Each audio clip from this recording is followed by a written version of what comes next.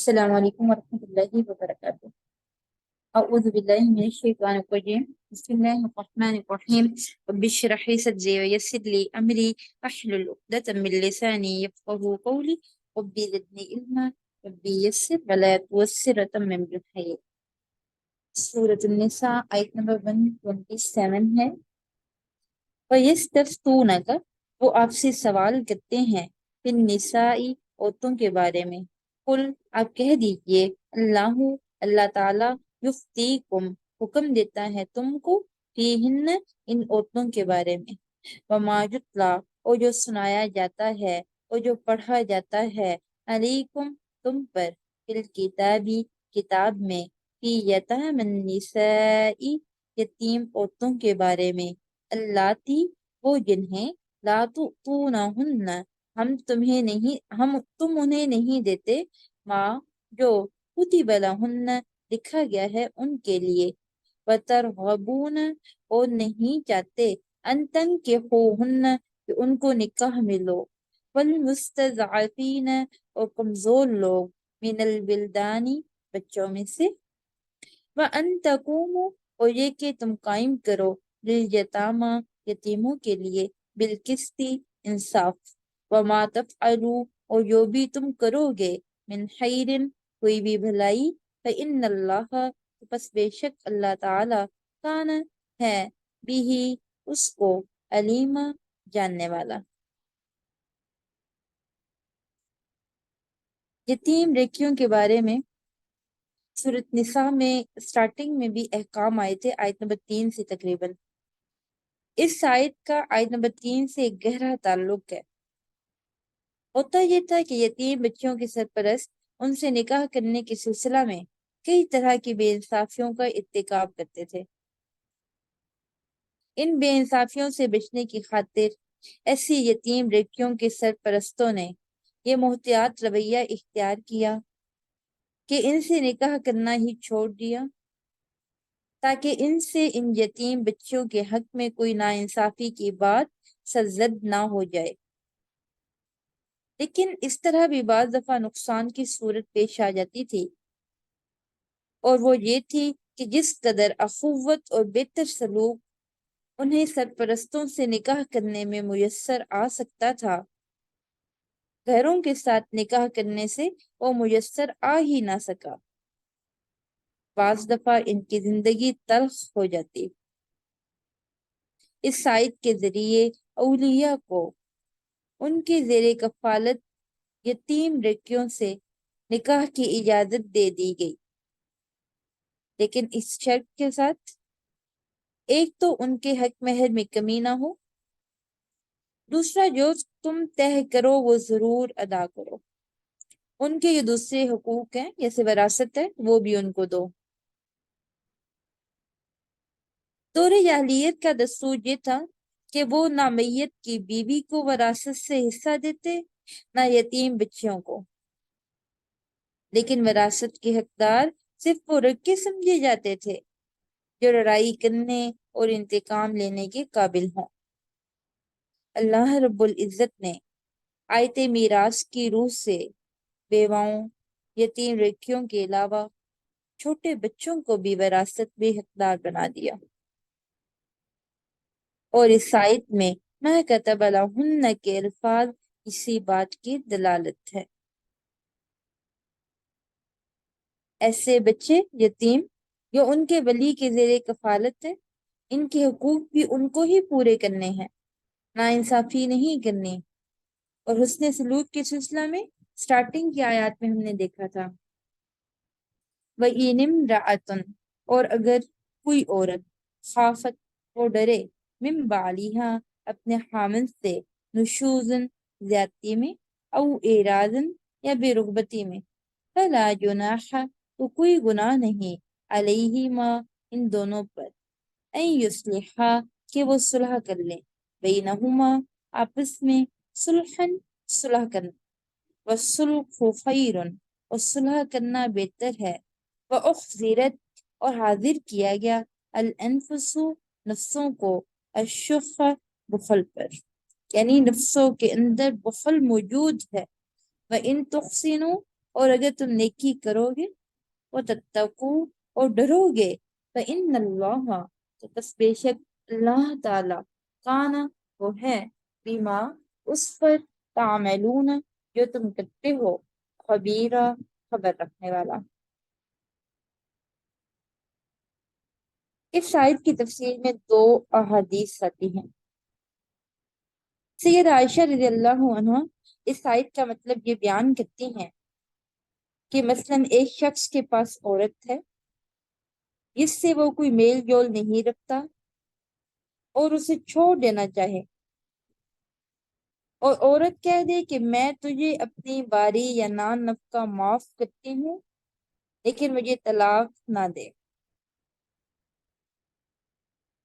روایت البخاری ہے۔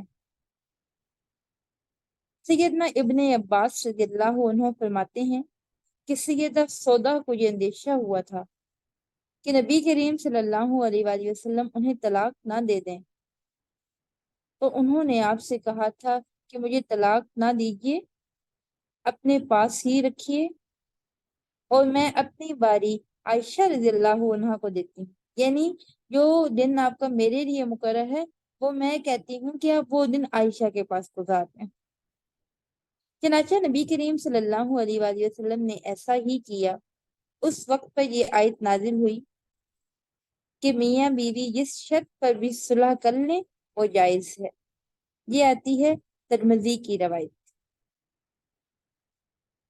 لالچ سے مراد کیا ہے؟ صرف مال و دولت کا لالچ نہیں ہوتا، بلکہ اس میں تمام مرغوبات نفس شامل ہیں۔ یعنی اگر عورت اپنے خامن کی پسند کو سامنے رکھے، دیکھیں سیدہ سودا کو بھی تو پتہ تھا نا کہ سیدہ عائشہ جو ہے وہ زیادہ ان کو پسند ہے، تو ان کی پسند کو سامنے رکھا تو یقیناً مرد کا دل بھی نرم ہو جائے گا، صلح کے امکانات بھی روشن ہو جائیں گے۔ اور پھر کیا کہا کہ اگر تم بغیر کسی لالچ کے محض اللہ تعالیٰ سے ڈر کر اپنی بیوی سے بہتر سلوک کرو گے، اس کو طلاق نہیں دو گے، تو اللہ سے یقیناً تمہیں اس احسان کا بدلہ مل جائے گا۔ وَلَن اور ہرگز نہیں تستطیعوا تم کر سکو گے ان تعدیلوا کہ برابری رکھو بین النساء عورتوں کے درمیان، ولو خرجتم اگرچہ تم لالچ ہو یا تم لالچ اس پہ بن جاتے ہو، فلا تمیلوا پس نہ تم جھکو، کل المیلی بالکل جھک جانا، یعنی اگر تم بہتر چاہتے ہو ایسا کرنا تو پھر جھکو نہیں ایک کی طرف، فتذروها کہ ایک کو تو تم ڈال رکھو کل معلقتی جیسے لٹکی ہوئی ہے، وَإِن تُصْلِحُوا اگر تم اصلاح کرتے رہو وَتَتَّقُوا اور ڈرتے رہو فَإِنَّ اللَّهَ بس بے شک اللہ رب العزت کان وہ ہے غفور رحیمہ معاف کرنے والا بھی رحم کرنے والا بھی۔ کسی ایک بیوی کی طرف طبیعت کی میلان کی وجوہ کیا ہو سکتے ہیں؟ مثلا ایک بیوی جوان ہے، ایک بوڑھی ہے، ایک خوبصورت ہے، ایک بدصورت ہے، ایک واری ہے، ایک پہلے شوہر دیدہ تھی، ایک خوش مزاج ہے، دوسری تخت مزاج ہے، ایک ذہین ہے، دوسری دماغی کمزور ہے۔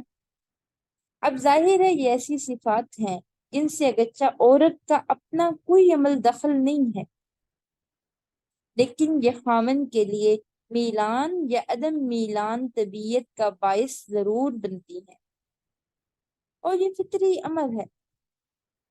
اس قسم کے میلان اور عدم میلان پر انسان کا چونکہ اپنا کوئی کنٹرول نہیں ہوتا، لہذا ایسے امور پر اللہ کی طرف سے کوئی گرفت نہیں ہے۔ اب اللہ کی طرف سے سوال کس بات پہ ہونا ہے؟ جو انسان کے اختیار میں ہے، مثلا نان نفقہ، دیگر ضروریات زندگی کا خیال رکھنا، عورتوں کی باری مقرر کرنا۔ اب جو باتیں اللہ تعالیٰ انسان کے بس میں نہیں ہے، ان کے متعلق اللہ نے کیا کہا کہ تم عدل نہیں کر سکو گے، سب جانتے ہیں۔ اب بیویوں کے درمیان عدل کی حقیقت کیا ہے؟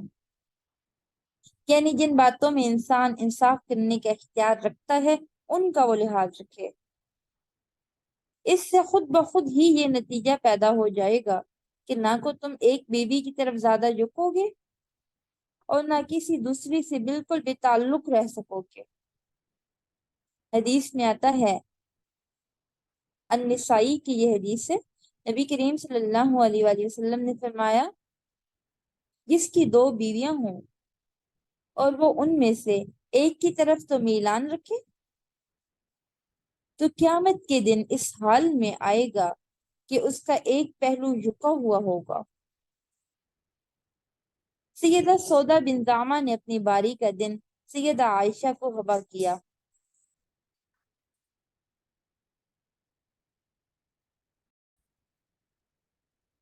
اس طرح آپ سیدہ عائشہ کے ہاں 2 دن رہا کرتے، ایک ان کی اپنی باری کا تھا اور ایک حضرت سودا کا تھا۔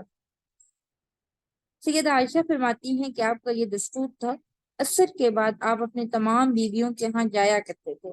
یہ بخاری میں روایت ہے۔ سیدہ عائشہ سے ہی روایت ہے، فرماتی ہیں کہ آپ جب مریض الموت میں بیمار ہوئے، بیماری شدت اختیار کر گئی، تو آپ نے باقی بیویوں سے اجازت لی کہ آپ کی ذمہ داری میرے گھر میں کی جائے۔ تمام بیویوں نے آپ کو اجازت دے دی۔ یہ بھی روایت البخاری ہے۔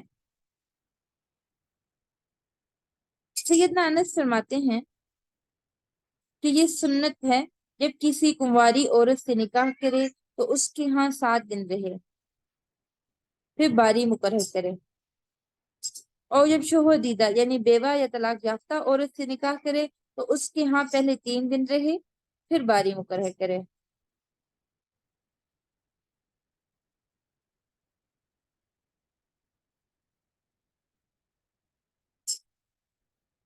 وَإِن يَتَفَرَّقَا، اور اگر دونوں جدا ہو جائیں، یغنِ اللہ، اللہ تعالیٰ بے نیاز کر دے گا، کلن، ہر ایک کو، من سعتہ، اپنی گشائش سے، وکان اللہ، اور ہے اللہ تعالیٰ، واسعا، وسعت والا، حکیمہ، حکمت والا۔ یعنی اگر ان میں نباہ اور حسن معاشرت کی کوئی صورت نظر ہی نہیں آتی تو اسلام اس بات پر مجبور نہیں کرتا کہ ایک گھرانے میں ہر وقت ناراضگی کی فضا قائم رہے، جہنم بنا رہے۔ اس سے بہتر کیا ہے کہ دونوں ایک دوسرے سے الگ ہو جائے، خواہ مرد طلاق دے دے یا عورت خلا لے لے، پھر دونوں کا اللہ مالک ہے، وہ ان کے لیے بہت سامان پیدا کرے گا۔ اور یہ بات کئی بہت تجربے میں آئی کہ جن دو میاں بیوی کے آپس میں نباہ ہونا ناممکن نظر آیا اور وہ دونوں ہی ایک دوسرے سے نالاں اور الزام دھرنا شروع ہوئے، جب دونوں الگ ہوئے تو دونوں کو اللہ تعالیٰ نے اپنے اپنے گھروں میں سکھ چین سے آباد کر دیا۔ اس کی وجہ کیا ہوئی کہ بسا اوقات میاں بیوی دونوں یا کسی ایک کے ذہن میں دوسرے کے متعلق بدگمانیاں پیدا ہو جانا یا عجیب سی ایک فضا قائم کرنا، تو پھر انہیں جب ایک نیا ماحول میسر آتا ہے جس میں ذہن ایک دوسرے کی طرف سے بالکل صاف ہو، پھر ایسا کشیدگی پیدا نہیں ہوتی، دونوں کے خوشبا زندگی کا نیا دور شروع ہو جاتا ہے۔ یعنی اسلام ہمیں اس بات پہ مجبور نہیں کرتا کہ اگر لگے کہ نہیں گزارا، مشکل ہے، تو وہ الگ ہی نہیں ہو سکے۔ یہ ہے نا یہودیوں اور عیسائیوں کا عقیدہ ہے کہ وہ طلاق کے اس طرح خلا وغیرہ نہیں لے سکتے۔ اسلام نے عورت کو اور مرد کو دونوں کو یہ آزادی دی ہے۔ سبحانک اللہم بحمدک، نشہد ان لا الہ الا انت، نستغفرک ونتوب الیک۔ السلام علیکم ورحمۃ اللہ وبرکاتہ۔